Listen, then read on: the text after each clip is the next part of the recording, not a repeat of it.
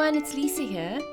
In this tutorial, I'm just going to walk you through the AquaReal watercolor brushes for Procreate. I'll be demonstrating how you can use the blending brushes, the painting brushes, and a few of the stamps, and how you can apply that in your work. So once you've opened your canvas, make sure that you start drawing on the Draw Here layer. You can always obviously add your own layers as much as you want, but if you're finding that your iPad is too small and you only have one layer to draw on, what I would recommend is actually resizing your canvas. So coming over to the spanner tool and choosing canvas, if you click on crop and resize and then settings, make sure that you are resample canvas. So what it's going to do is actually resize it proportionately, or if you don't want it to be proportionate, in other words you want a square, you can just make sure that that's off. And then just at the top here you're going to type in your new figures and press done when you're done. This collection includes 3 different paper textures, and I'm using the chiffon one for this example. So the first thing I want to do is just walk you through the brushes and show you their capabilities and their intention behind them. So the first one is called the Sketching and Detail brush. I created a lovely soft pencil that not only works as a good sketching brush, but also for adding some details. And if I zoom in here, you can see how I used it on top of the leaf, the watercolor layer that I already created. So it's a pretty versatile brush for that. And the next brush I want to talk about is the round brush, which is a subtle duo color brush. I'll just show you the brush in action. So the more we push down, the more the secondary color appears, and the more water we also get with our brush. If I don't lift my pencil, I can get a lovely blend going, but if I happen to lift my pencil, that's not a problem. You can always blend those kind of overlaps if you don't like them at a later stage with one of the blending brushes. If we are drawing leaves, it's really nice to create a subtle second color in an instant. If you actually want to get rid of that second color, that's very simple. We're just going to go into the brush.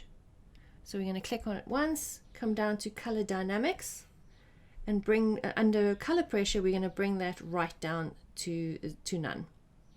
But I'm going to keep that for now.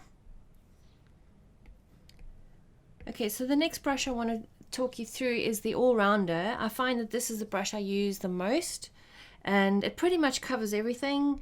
It's great for botanicals, it's great for small detail, it's great for larger areas, and so on. So if you ask me, I think that's the brush that you're going to probably get used to a lot and use a lot in your work. So I'm going to show you a demo of that brush. And again, with pressure, we get lovely rough edges, which is, kind of very indicative of real watercolor. And I'm just going to bring the size down a dash and do another area for you. So if we don't lift our pencil, once again, it blends really nicely together. And if we happen to lift our pencil, again, you can always smudge those overlap areas, but sometimes you want that overlap because that's also what real watercolor does. Okay, the next brush I want to talk you through is my rugged brush. I find this to be a really nice brush to use in large areas of color, especially if I want quite an illustrated rough look to my work, similar to the old man with the little mouse. And basically, the more you push down on your pencil, the rougher the edges become, which is quite nice. And of course, you can use it in combination with the all-rounder. So if we wanted softer edges, we could just simply do that and then blend that area, making sure that they kind of blend together. So those are the main brushes. Oh, besides the big wash, it's just your standard big wash if you want quick large areas of color. And obviously the more you push down your pencil, the more ink you'll get. So I'm just going to clear that layer. So our blending brushes, the wet accent brush, which is a fantastic brush for blending and adding color.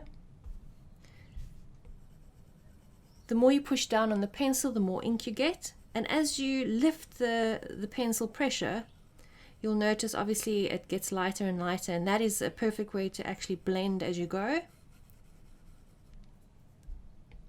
And then with our, I'm just going to move down to the Bloom accent brush. This brush is my favorite brush for adding accents. For example, let me just zoom in here. I'm going to show you how I used it. I'm just going to turn all of these off. So I used that brush on the edges. You'll see on the left and right hand side.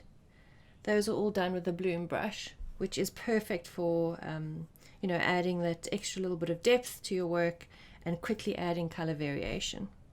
It's also a great blending brush, and as well as the wet blender that does your standard blending work. And then last but not least is the bristle brush. So this is great for adding some dry brush strokes.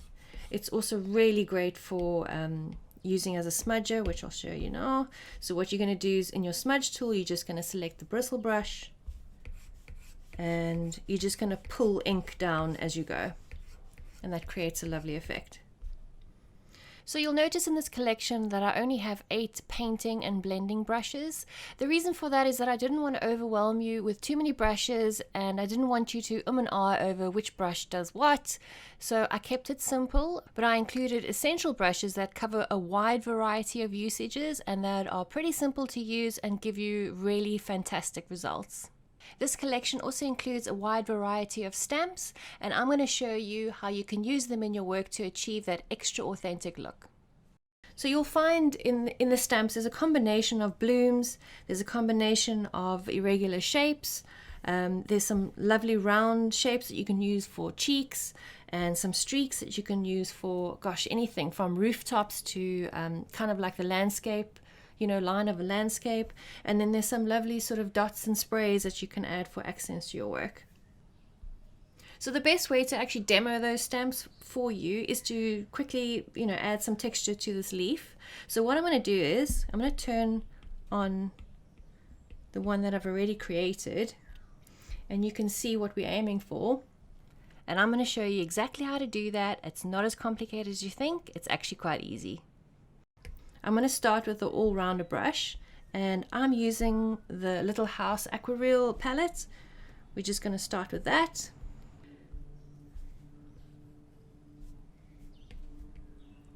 Just turning my size up.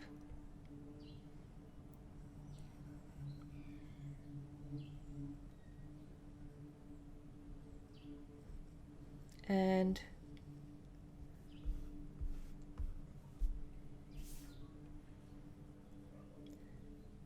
I'm literally just slowly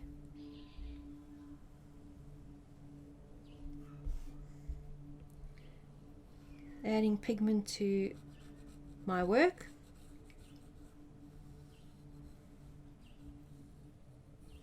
And you'll see we have some overlap which we can blend later. I'm also going to leave some gaps here and there, and the reason I'm doing that is you'll find in real watercolor that kind of happens quite a lot. Well, if you're anything like me with my painting, which is not precise.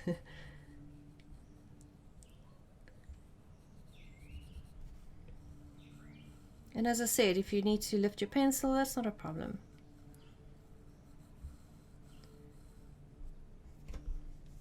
Okay, so I'm going to blend the areas that I don't want the overlap.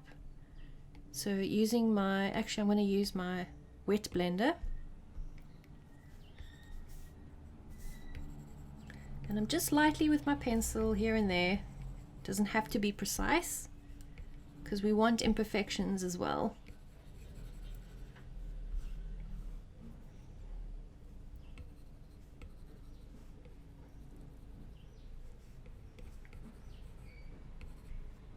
Okay, I think that looks pretty good. So the next thing I'm going to do is add, I probably used the wrong blue for the base color, but that's okay. You're going to get the idea of how to add the stamps and other variation. So what I'm going to do, the next thing I'm going to do is actually create a new layer. I'm going to turn that into a clipping mask. and then choosing one of the kind of browny colors. If I'm not mistaken, I think I used something like that. I'm going to come down to the random bloom brushes. There's basically 3 main ones that I've created, which are pretty versatile. And stamping it out. And now I'm using my transform tool just to change the direction. Probably something like that. And I'm going to set that to multiply just to add that intensity. And now to add even more intensity, I'm going to duplicate that. And you'll see immediately it's added you know, more pigment to your work. And what I actually want to do is just blend the bottom so it's doesn't have such a hard line. So choosing the first one that I added, coming over to my smudger, make sure that you're on either, you know, the bloom accent or the wet blender. And I'm just going to smudge that and do the same for the top.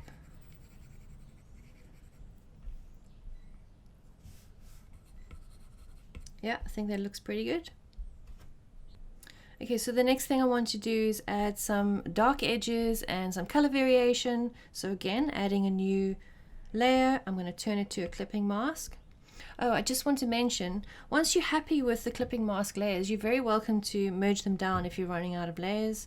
I'm just going to keep mine because I actually can keep those layers going, and I also want to show you how it all works. So I'm going to choose kind of like a browny color, and using my bloom accent brush, I'm going to make it fairly large. I'm also going to set this to multiply for now and see what happens. So the first thing you want to do if you're going to do edges is start quite a bit away from your illustration, just so that you can get a feel for where this brush is going to kind of lay that pigment.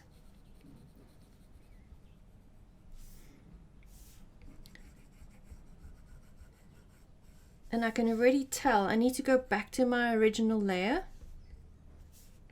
and blend those edges just a dash better. So I'm just varying the size of that bloom accent brush as I go. And I want something at the bottom here, maybe a dash over here on the left. Whoops, too much.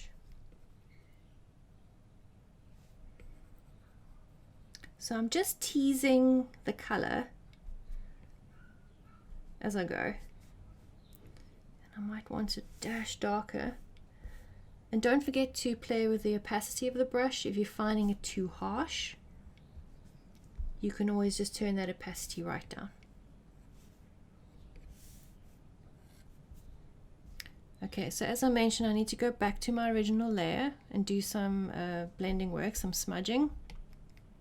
So I'm choosing my smudge tool and the wet blending brush and making it a dash smaller.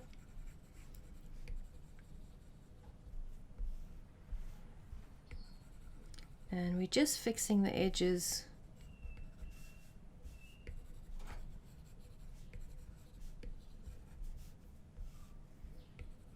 that were overlapped.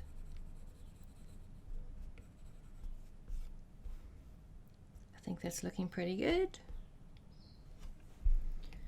Okay, so the other thing we can also do is on the same drawing layer, or the same painting layer, should I say, of the original leaf, what we can do is alpha lock that and choosing possibly like a darker blue. Let's see what that looks like. Again, I'm using my bloom accent brush and I'm just coming in. I don't know if you noticed how low I started on the leaf, because I'm kind of teasing that ink and seeing where it's taking me.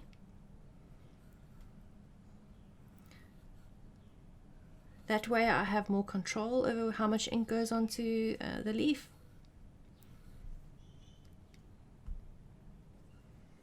Okay, and then finally we're going to add some splatters. Probably like an orangey color. Coming down to, I'm just going to see what spray one does. And again, I'm going to clip it because we obviously want to clip it to the leaf. And I'm just going to turn that to multiply. See if that's what we want. And maybe a couple of more, maybe a variation. Let's use the second spray and let's see what happens. Oh yes. Okay, that looks better. Okay, so I don't like that second blob that's right next to each other. So I'm just going to delete that.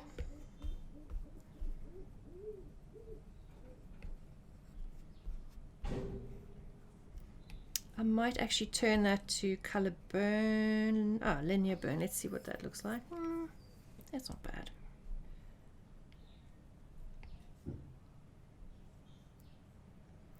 And then lastly, what I want to do is I actually want to add some shadow to the inside of the leaf, just to show, you know, the kind of how the vein of the leaf kind of curves up. So using a cool color, I'm just going to come to my handy all-rounder. I'm going to set that to multiply.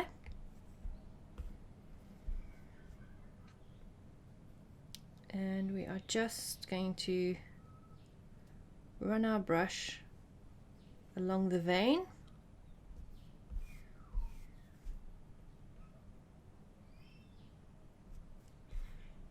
Coming to our smudge tool. I've used the wet blending brush for that, and I'm just simply kind of blending that so it's not so hard. And you'll see we're already getting quite a nice shadow effect.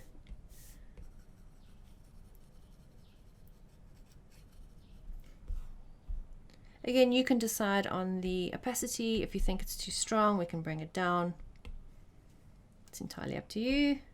Okay, so as a finishing touch, I'm going to use my sketch brush. Again, choose kind of like a brownie color. We're just going to start adding some final touches.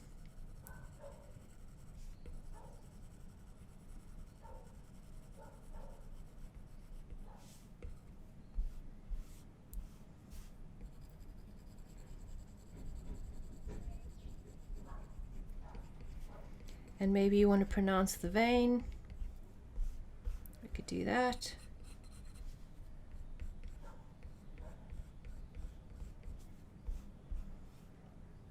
I think what I'm going to do is add that branch color. I don't want that to be a clipping mask. Just going to bring it above.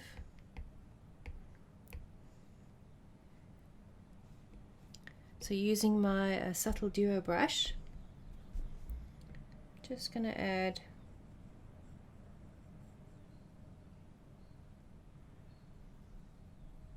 that center vein.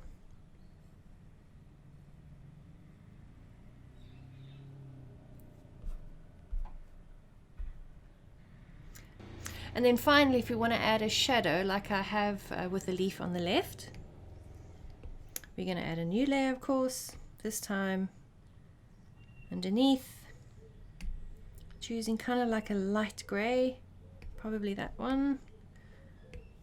Again, my trusty all-rounder.